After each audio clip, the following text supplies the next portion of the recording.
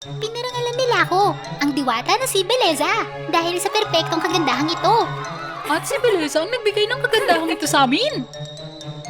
At sa gayon, kailangan kong itago ito. Ang mukha ko na walang palamuti. Ito ang Akademya ng Diwata, kung saan ako nag-aaral. Tulad ng lahat ng diwata, lahat kami ay may mahika. At ito'y nagpapakita hanggang sa edad na 18.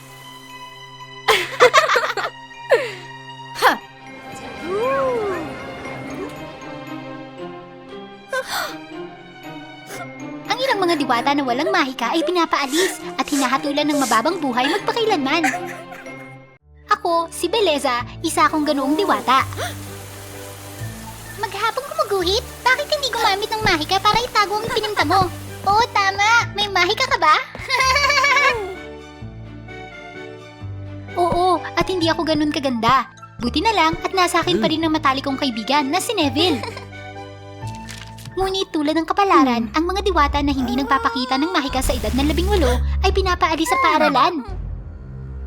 Malungkot kong inaanunsyo na ang anak mo'y kailangang umalis sa akademya. Ngunit ilalagay ko siya bilang isang tagalinis. Akala ko tapos na ang buhay, ngunit ang talento ko sa pagpipinta ay nagbigay sa akin ng ideya na makatakas sa suliraning ito. Kayong lahat, ipapakita ko ang aking mahika. Ito ang mahika ng pagbabago ng muka. Ang ganda! May mahika ka. Pwede kang bumalik sa akademya, pero kailangan mong maghintay ng ilang araw ayon sa proseso. Ang kati! Naku, ang kati!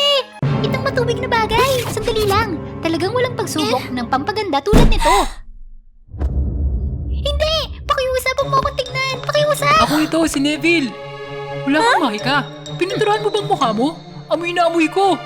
Hindi ko na kayang itago. Sige, hayaan mo akong tulungan ka. Sinubukan namin gumawa ng mga ligtas na sangka para magpinta sa muka. Mga pulang beet. Ginagamit sa paggawa ng mapulang pisngi. Napakasarap ng strawberry. Gumamit ako ng lipstick para sa mapupulang labi. Masyadong malagkit ang katas ng punong to. Ginagamit ko to para ikulot ang pilikmata ko. Si Neville parehong matalino at masigasig. Kailangan din niyang maging paksa dito. Patawad pero sobrang nakakatawa. Hindi mo ba kaya magpinta ng mas mahusay sa sarili mo? Sa wakas, ang aking kakayahan sa pagpipinta sa mukha ay naging perpekto. Takpan muna ang mga kamalian. Maglagay ng pampapula para sa isang malarosas na liwanag. Eyeliner at mascara, karagdagang kagandahan. At ang magagandang pulang labi na ito. Huwag kalimutang baguhin ang iyong buhok. At sa palagay ko, matatawag din natin ang mga bagay na ito na make-up. Sana matulad din ako sa kanya. Ikaw! Kaya mo bang ibahin ang mukha ko tulad mo? Tumanggi ka, huwag lahat ay mabubunyag. Oo naman, tutulungan kita. Hinangaan ng lahat ang bago kong kagandahan, maliban kay Blair. Siyempre, hindi siya natuwa. Banta ito sa kanyang ningning. Halos mabuko ako sa ginawa kong yun. Kailangan kong lumahok sa kompetisyon ng pagkanta. Sobrang inosente daw ng mukha ko. Hindi bagay na sumikat. Ang ganda mo na. Nasa mata mo ang problema. Konting eyeliner lang.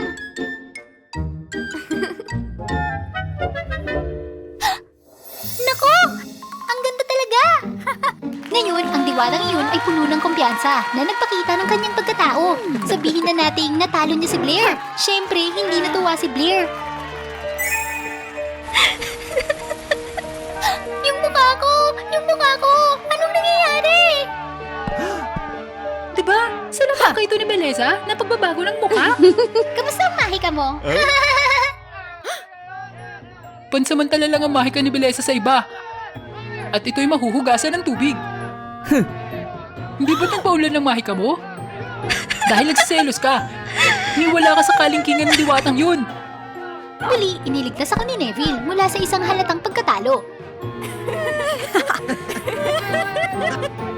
Salamat sa araw na yun, sumikat ang serbisyo kong pagbabago ng muka sa buong paaralan. Ang labi ko, maputla, wala akong lakas ng loob na aminin ang aking nararamdaman. Patuloy akong tinutokso ni Blair na ang mukha ko ay hindi makinis. Ako, gusto kong maging kamukha ng ibang mga dalaga. Hindi ko gustong itsura ko. Konting pulang lipstick lang. Kailangang matakpan at ikaw ay magiging napakaganda. Kasing ganda mo, napakasimple. Hindi nagtagal, pantay-pantay na ipamahagi sa lahat ang kagandahan ni Blair. At ang pinakasikat na tao ay walang alinlangan na ako. Sa aking katangi-tangang itsura at mahika na talento. Beleza, may patimpalak sa kagandahan sa pasayaw sa katapusan ng taon. Huwag kang sumali. Bakit? Kaya kong manalo sa kompetisyon. Kapag hinayag mo ng ganyan, malalantad ang kakulangan mo sa mahika. Papahayag? Sinusubukan kong magmukhang normal. Anong pag-aalala mo para pigilan ako? O gusto mo habang buhay akong maging kakaiba? Walang pumapansin tulad... Tulad ko, di ba? Malaking pagkakamali. Huwag mong hayaang madulas ka sa salita mo. Tulad ng ginawa ko. Diyos ko po! Peke ang lahat ng mahika ni Beleza! Nandito na ang pasayaw. At napakaraming diwatang estudyante ang lumapit sa akin. Ito ba'y pampapulang pulbos? Naku, pulbos ito para sa hipnotismo. Beleza, lahat ay naghihintay ng matagal. Kung nandito lang si Neville, bakit ko nasabi ang mga yun? Ano pa man, sasali pa rin ako sa patimpalak ng kagandahan.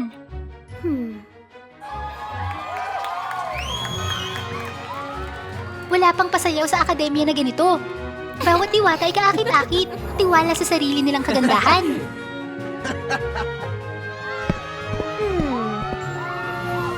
Simulan na ang patimpalak ng kagandahan sa Akademya ng Diwata. Mga kalahok, pakiusap, umakyat sa entablado. Aminin mo, hindi naman ganun kapangit si Blair nung araw na yun. Ngunit paano siya maihahambing sa akin?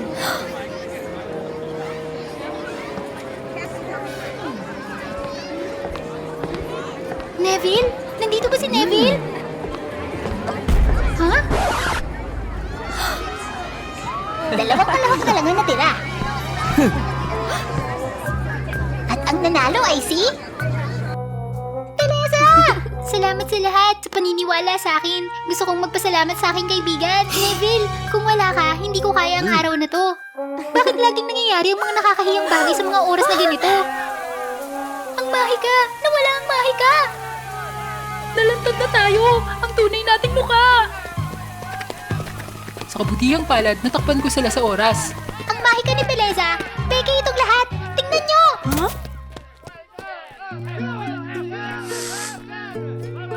Itong amoy! Di ba strawberry lang ito?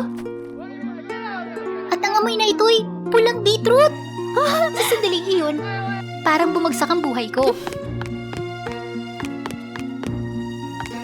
Tumigil ka, Beleza! Bitawan mo ako! Bitawan mo ako! Tumahimik ka! Ikaw ate, ano bang napala mo? Salamat sa makeup ni Beleza? Ako'y naglakas ang loob na sumali sa patimpalak. Naging mga awit ako.